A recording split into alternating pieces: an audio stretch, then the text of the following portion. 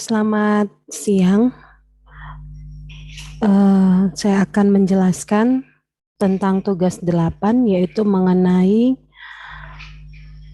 back propagation.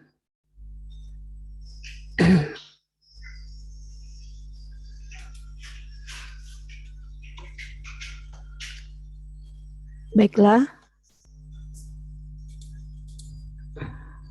saya akan men-share screen hasil tugas saya.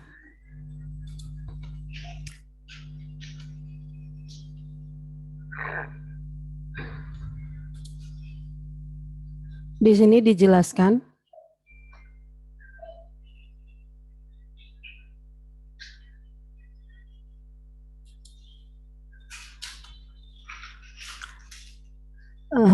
tentang jaringan saraf tiruan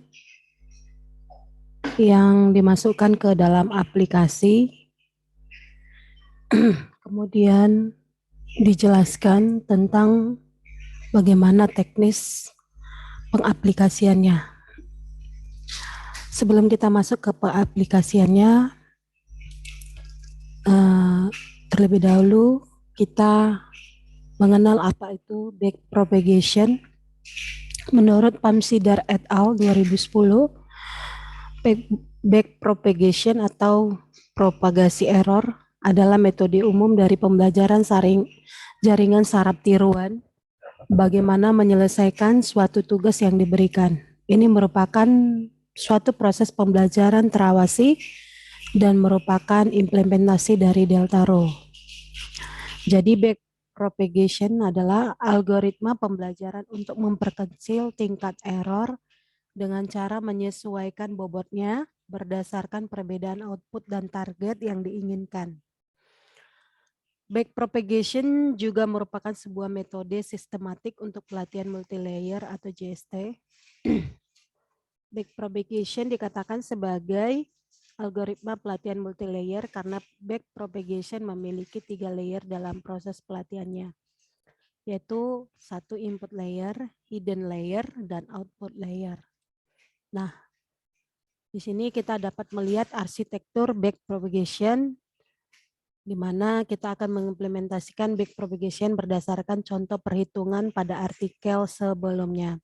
Karena perlu diingat kembali arsitektur dan variabel yang kita miliki berikut arsitek jaringan saraf tiruannya. Nah, di sini dia input layernya, ini hidden layernya, dan output layernya.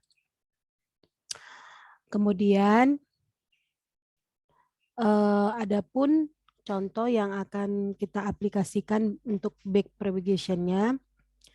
Untuk X-nya adalah input atau masukan, W adalah weight atau bobot, B adalah bias, Z adalah hidden layer-nya, dan Y adalah output atau keluarannya. Sekarang kita akan mencari inputnya. Nah, inputnya ini untuk X1-nya, variabel X1-nya 20, variabel X2-nya 10, dan X3-nya 0,05. Nah, variabel X ini menunjukkan input dari jaringan saraf tiruan kita pada arsitek di atas.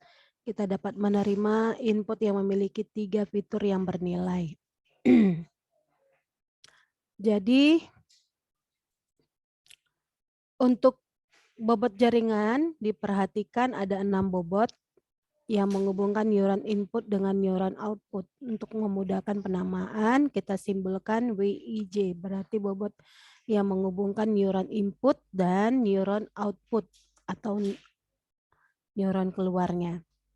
Nah, sampai di sini untuk pengisian input dan bobotnya. Nah, sekarang kita masuk ke aplikasinya. Nah, di sini saya memakai aplikasi Python. Ya. Nah, aplikasi Python tadi kita sudah jelaskan bahwa variabel X-nya itu ada nilainya 2, 1, dan 0,5. Sementara W tadi atau weight atau bobot 03, 03, 02, 02, 03, 01. Nah, untuk biasnya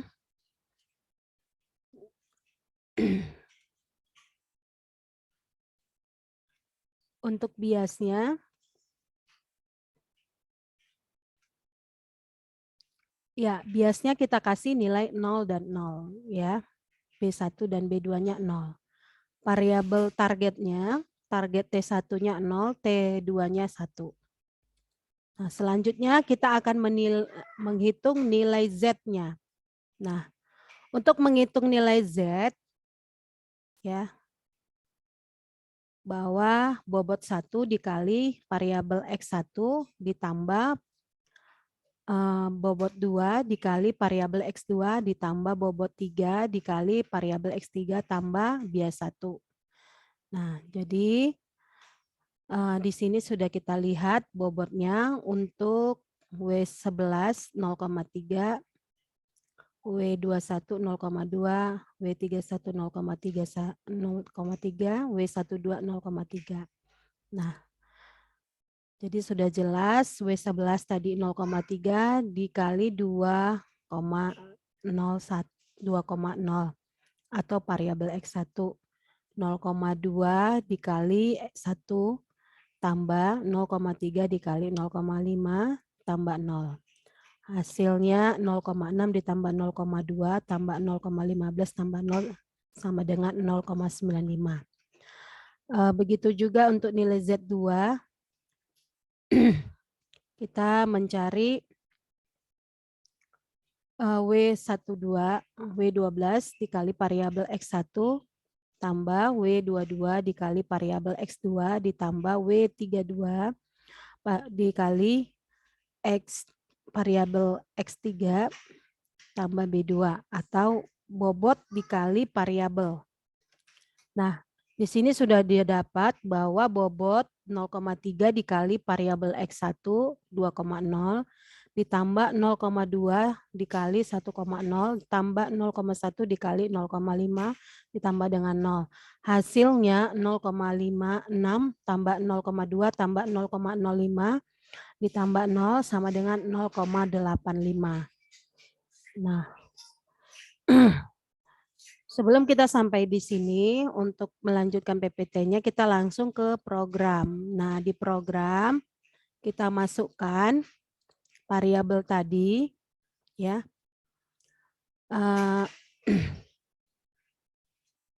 Kita memasukkan dengan perumusan atau yang lebih dikenal dengan NaMPI. NaMPI itu adalah operasi perkalian. Nah, di mana operasi perkalian tadi kita menentukan nilai Z tadi, NP dikali dot dikali variabel dikali bobot ditambah bias. Hasilnya dapat dilihat dari sini 0,95 dan 0,85. Nah,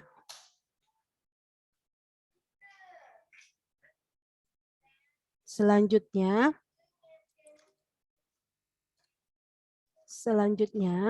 kita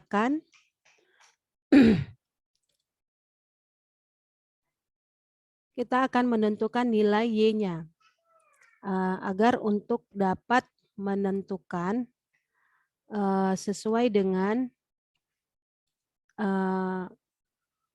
pengertian tadi ya, bahwa Y itu adalah output atau keluarannya. Nah, sekarang kita menentukan nilai Y-nya atau nilai keluarannya. Nah, di sini kita sudah mendapat nilai Z atau nilai hidden layer-nya ya.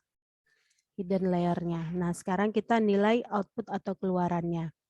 Nah, untuk menentukan nilai output dan keluarannya, di sini adalah 1 per 1 ditambah eksponen Z1 atau nilai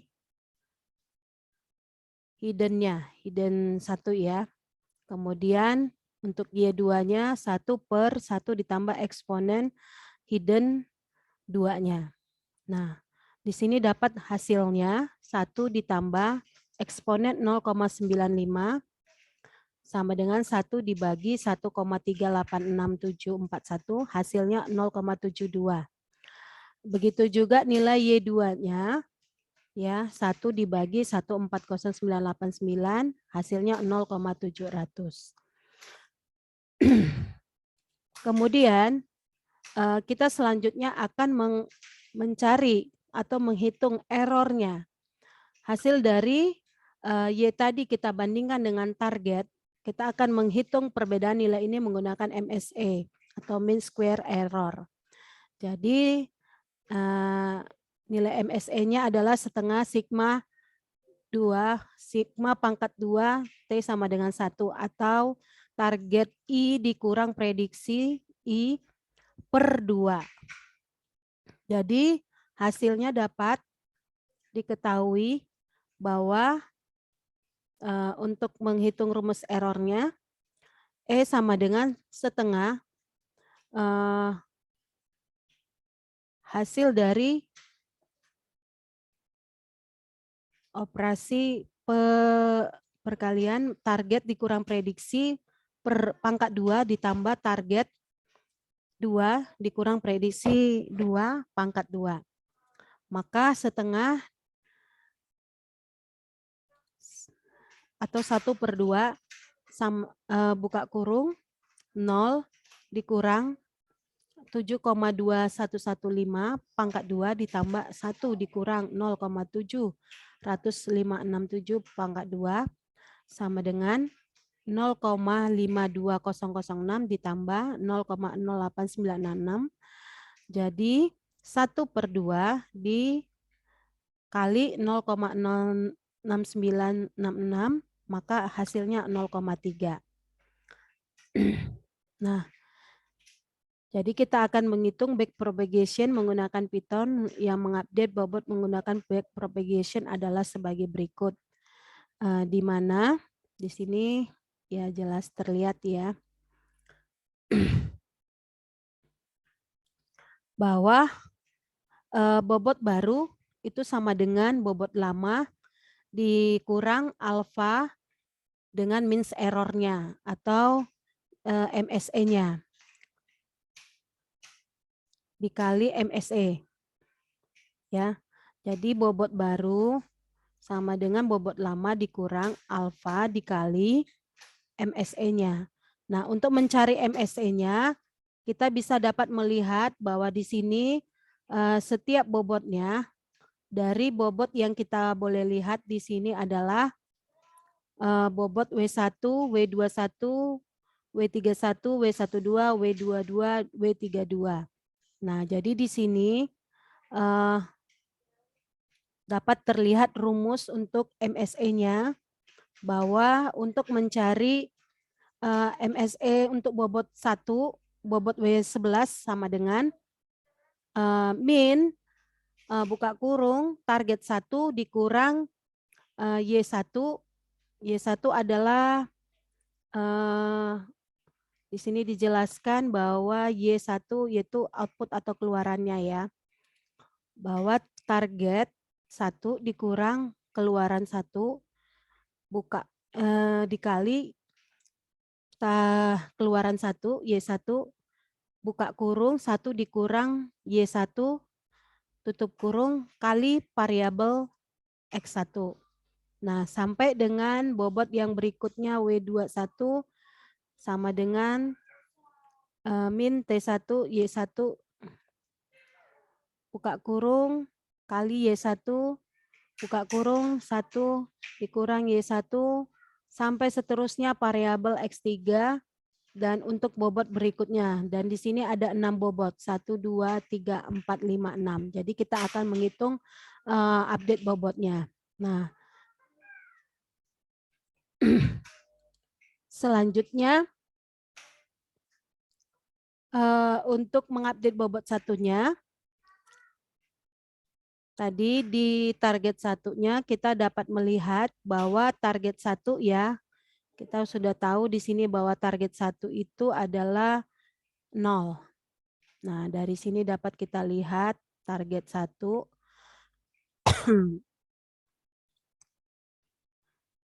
Nah, target 1 adalah 0, target 2 adalah 1. Ini perlu kita ingat. Nah, di mana tadi Y1 atau keluaran 1 tadi 0,72115. Dikali Y tadi, buka kurung 1 dikurang Y1 dikali variabel X1. Nah, variabel X1-nya adalah 2. Maka dapatlah hasilnya 0,29. 2900 sekian. Jadi untuk menentukan nilai bobot baru yang W11 new, bahwa bobot lama, ini bobot lamanya 0,3, dikali alfa. Alfanya kita kasih 0,5. Nah, kemudian MSE-nya atau mean error-nya, MSE-nya kita dapat 0,29, maka hasilnya 0,3 dikurang 0,145, maka untuk bobot baru atau W11 new adalah 0,155. Nah, begitu juga untuk bobot berikutnya. Bobot berikutnya W21, di mana W21 bobot lamanya 0,2. Maka hasilnya variabelnya adalah 1 ya. Variabel kita cari dulu MSE-nya ya. MSE-nya dapatlah 0,145, di mana 0,145 ini hasil dari T1 dikurang min T. Min buka kurung T1 dikurang Y1 tutup kurung kali Y1 buka kurung 1 dikurang Y2 buka kurung kali X2, karena di sini variabelnya variabel X2 atau 1,0. Maka hasilnya dapatlah 0,145. Kemudian kita akan mencari untuk bobot yang baru atau W21 new. Nah, W12 new adalah bobot lama dikurang alfa dikali MSE-nya. MSE-nya atau mean square error-nya. Nah, mean square error-nya maka dapatlah hasilnya untuk bobot yang baru W21 new 0,1275. Nah, begitu seterusnya sampai variabel X3 sampai bobot ketiga ya, bobot W31. Di sini sudah kita dapat hasilnya bahwa perkaliannya kita menentukan X-nya dulu, X3-nya, kemudian kita akan hitung bobot barunya. Setelah dapat mean square error-nya 0,075, maka kita akan hitung bobot barunya. Bobot baru dihitung dari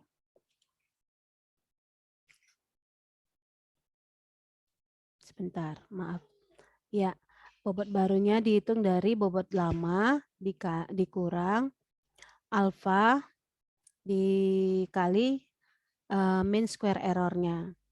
Jadi 0,3 dikurang 0,03625 jawabannya 0,26375. Nah, selanjutnya sampai dia nanti di perkalian terakhir di bobot ke-6 atau W32. Nah, di W32 juga udah dapat hasilnya 0,633 ya. Untuk W22-nya juga udah dapat 0,1265. Ya, ini dia. Sorry, saya salah membuat nama variabel bobotnya. Nah, sampai dia dapatlah hasilnya bahwa untuk W32-nya 0,0633. Nah, ini dapat dibuktikan dari hasil perkalian Python di aplikasi. Nah, ini dia.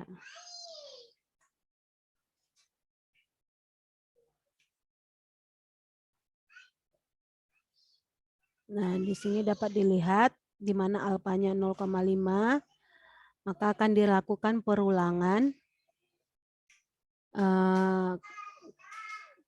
dari hasil perhitungan neuron output ya. Neuron output atau lebih dikenal Y for R in range 3 dengan neuron inputnya. Maka hasilnya sesuai dengan perhitungan tadi ya.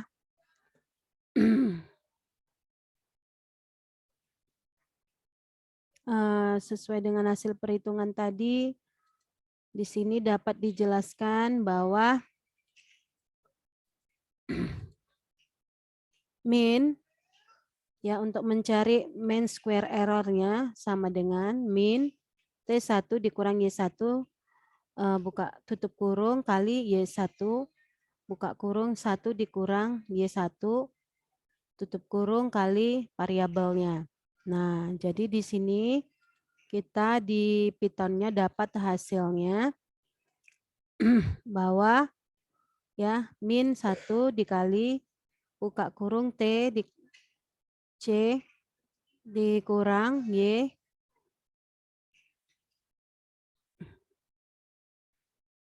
maka dapatlah hasilnya 0,22704. Nah, itu dia. Demikian yang bisa kami sampaikan. Terima kasih.